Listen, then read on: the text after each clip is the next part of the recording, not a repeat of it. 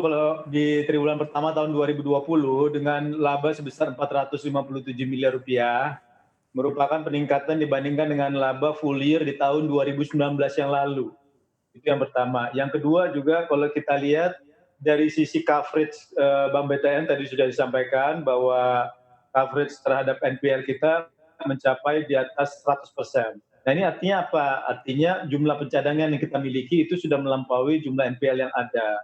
Sehingga ke depannya, meskipun kalau kita lihat kondisi makro ini kan memang dari sisi pertumbuhan ekonomi mungkin akan mengalami penurunan, tapi kita melihat bahwa justru dengan adanya aturan terkait dengan POJK 1103, kemudian juga dengan jumlah pencadangan yang sudah cukup, kita optimis bahwa di tahun 2020 dari sisi laba justru akan meningkat dibandingkan dengan tahun 2019 yang lalu. Itu yang pertama.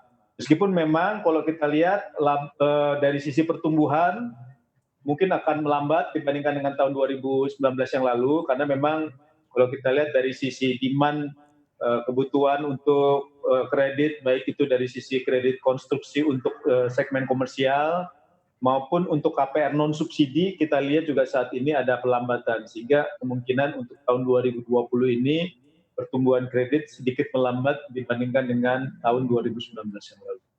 Jadi di tahun 2020 ini adakah begitu para customer dari Bank BTN yang melakukan permintaan untuk restrukturisasi kreditnya di tahun 2020 ini di tengah pandemi COVID-19?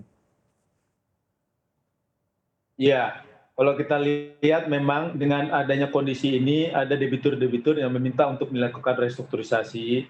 Beberapa skema yang kita berikan adalah penundaan pokok ataupun juga penundaan bunga.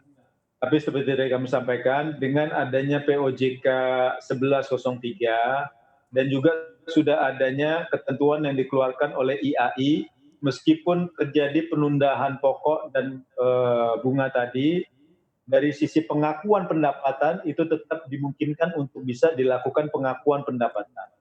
Dan juga dari sisi CKPN, sepandang diyakini bahwa memang pencadangan yang ada ini hanya semata-mata untuk menunda sampai dengan masa pandemi ini berlalu, bahwa debitur-debitur akan kembali kinerjanya dari sisi kemampuan untuk memenuhi melunasi kewajibannya itu akan tetap bisa melakukan pembayaran.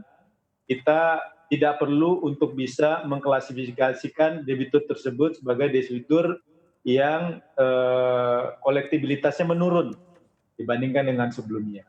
Sehingga dengan kondisi tersebut kita yakini bahwa meskipun diperlukan adanya restrukturisasi dari sisi pengakuan atas pendapatan bunga dan juga CKPN, meskipun memang di tahun 2020 akan ada tentunya pencadangan CKPN karena perlu melakukan restrukturisasi atas terjadinya pandemi ini, kebutuhan untuk pembentukan CKPN di tahun 2020 ini kemungkinan tidak akan sebesar kebutuhan CKPN yang dibentuk di tahun 2019 yang lalu. Jadi total untuk nilai restrukturisasi oleh para debitur-debitur Bank BTN ini sudah berapa Pak yang sudah masuk dalam tahapan proses restrukturisasi atau mungkin yang sudah masuk dalam proses tahapan assessment Pak? Saat ini mungkin kurang lebih sekitar 8 triliun rupiah. Dari total kredit yang kita miliki saat ini adalah 251 triliun rupiah. Jadi memang masih sangat kecil sekali yang pada saat ini dilakukan.